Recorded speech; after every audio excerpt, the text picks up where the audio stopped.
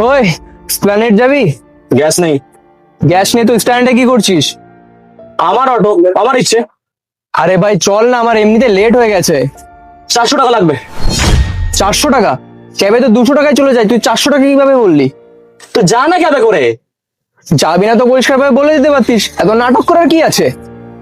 দাদা স্প্ল্যানেড যাবেন? হ্যাঁ ম্যাডাম বসুন। কত লাগবে? 100 টাকা। আচ্ছা। ওই ওই ওই, তুই এক্ষুনি আমাকে 400 টাকা বললি আর ওনাকে 100 টাকা?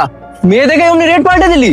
মেয়ে দেখে রেট কমায়নি, স্প্ল্যানেড যাওয়ার জন্য 100 টাকাই লাগে। কিন্তু তুই তো আমাকে স্প্ল্যানেড যাওয়ার জন্য 400 টাকা চাইলি। ম্যাডাম জানেন এক্ষুনি স্প্ল্যানেড যাওয়ার জন্য আমাকে 400 টাকা চাইলো আর আপনার কাছ থেকে 100 টাকা। আমার তো কোনো গড়বড় লাগছে, আপনি নেমে অন্য অটো ধরে চলে যান, এই মালটাতে কোনো ভরসা নেই। আচ্ছা তোর কথাতেই ম্যাডাম নেমে চলে যাবে। কিন্তু দাদা আপনি ওনার কাছে 400 টাকা কেন চেয়েছেন? স্প্ল্যানেড যাওয়ার জন্য 400 টাকা লাগে না?